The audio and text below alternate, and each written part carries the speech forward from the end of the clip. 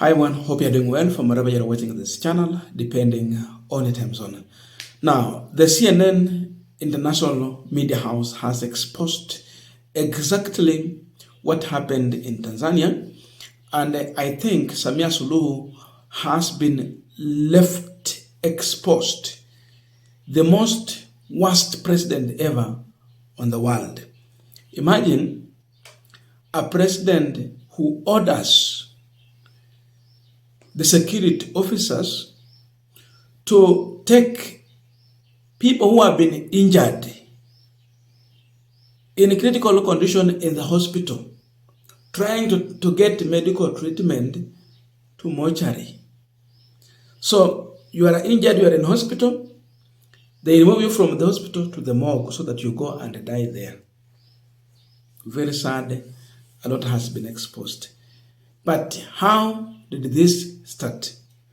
At first place, Tanzania government decided to switch off the internet and thought that they are going to succeed to conceal the evidence such that no one will know exactly what happened. But the world is changing. There are many ways you can get the information. So with that, CNN did not get chance to go in Tanzania because they expected Larry Madowo will be there.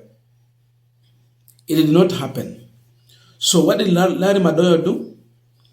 He came on live and he asked Tanzanians and anyone in Tanzania who has any video they have recorded with their own gadgets during the protest on what transpired to send him to the inbox.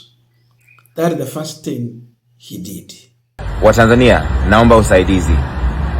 Tunaandaa ripoti CNN kuhusu kilichotokea wakati wa uchaguzi na baada ya uchaguzi. Wengi wamefariki, lakini wanahabari wengi wa Bongo hawana uhuru kusema ukweli. Kwa hivyo nitumie video kama ulirekodi wewe mwenyewe, hujatumiwa na mwingine. Niko kwa inbox, DM iko wazi. Help us investigate what happened so we can tell the world. Asanteni sana. After receiving those videos, we still understand that despite the fact that CNN journalists were not actually even allowed to share the information from Tanzania, still they had their way of getting the information because they can use hidden cameras. You know, someone just walking around, but you know they are collecting information. Then the other information that Tanzanian people or citizens actually sent to Larry Madowo. What followed? The investigation started from there. So CNN did exclusive investigation with the forensic analysis on geolocator videos, audio forensic analysis, and first-hand account documentary that really revealed the brutal unleashed on demonstrators in Tanzania. So this is what they came out with, and it has really exposed Samia Suluhu very badly. Election day, Tanzania. Bloody scenes across the country. The streets have become a hunting ground. This is what the police have done to the people. Security forces crack down on protesters, angry at the government of President Samia Suluhu Hassan amid claims of an unfair election. 3 weeks on, the true scale of the bloodshed is still emerging. In an exclusive investigation, CNN analyzed dozens of videos showing protesters shot and found evidence linking security forces to the killing of civilians, as well as signs of mass graves that conceal the extent of their brutality. The main opposition party says at least 2,000 people were killed during the week-long protests. We know freedom in my country. Why are you killing us? With eyewitnesses now too terrified to speak out, CNN, alongside open-source investigator Benjamin Strick, has examined what happened across the country. In the city of Arusha, forensic analysis of video reveals how 2 people died near this intersection. Now, we will be looking back into some of the findings that has been shared on CNN on the exclusive investigation.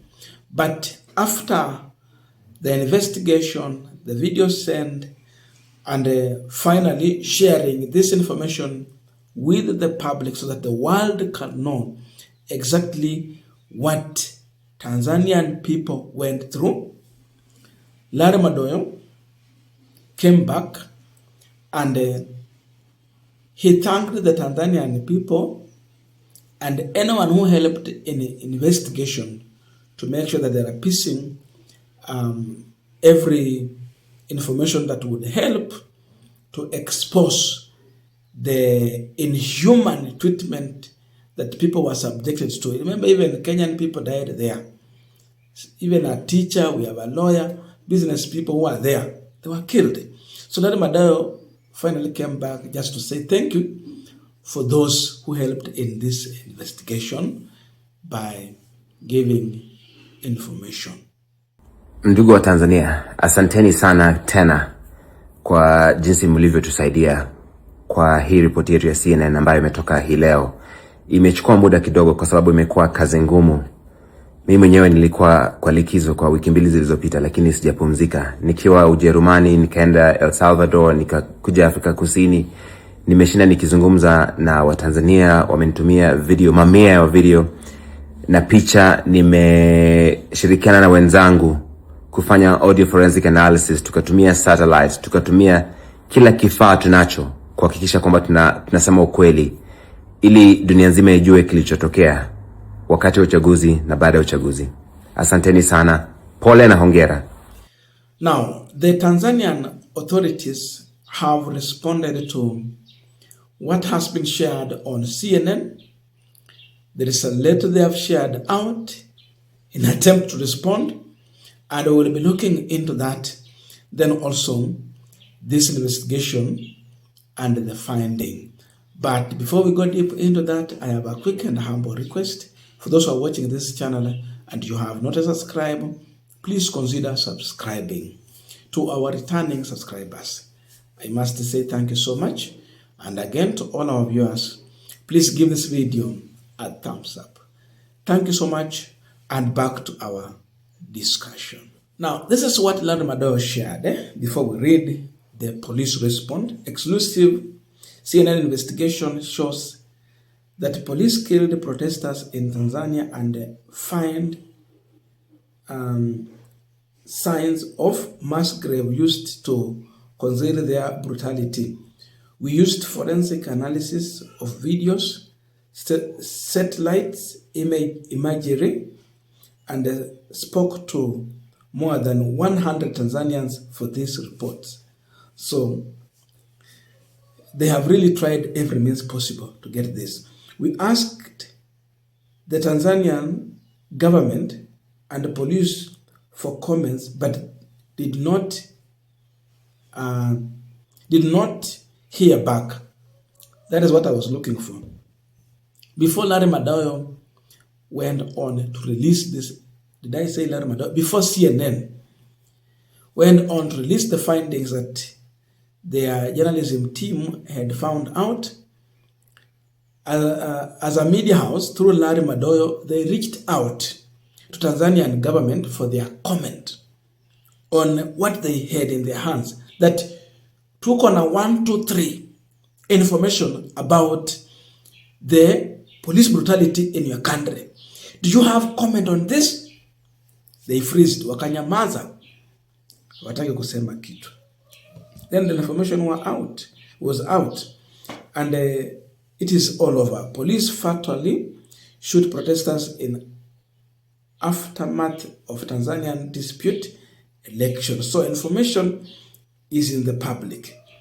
After they realize finally they have been caught up, now they went on to share this notice in the public.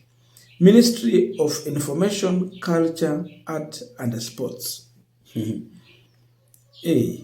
Information Service Department. Sasa haya ndio mambo wamesema. Public notice. This time around they are putting it in English, not Swahili. 21st, that is yesterday, November 2025. The government of the United Republic of Tanzania has taken note of a documentary recently published by CNN regarding the events of 29th October 2025. The government is currently reviewing and verifying the content of the documentary. An official response will be issued upon completion of this assessment. Gerson Musigwa, Permanent Secretary, Ministry of Information, Culture, Art and Sport, and the Chief Government Spokesperson. Huyo ndiye ametoa hiyo. Then Larry Madowo alisema kitu kuhusu hii. The Tanzanian government didn't respond to our detailed questions before we publish. Now they are saying this. Mwanzo wakanyamaza, then kisha wanakuja na haya. Baada ya kuona sasa ujumbe uko katika umma. It is very sad. The sad part, like I said at the beginning, that report is revealing that when doctors tried to save the wounded, the police refused. Sasa polisi walienda paka kwa hospitali, wakawa ndio hao sasa wamekuwa ndio madaktari kuamua cha kufanya. So they decided to take people who are still alive but injured seriously to the mortuary to die there. Huu ni unyama wa ajabu sana. After this CNN report, the doors are now open for the ICC, if indeed they are serious, to pick from them and do proper investigation.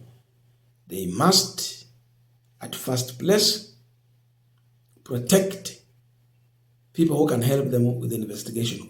Eyewitness.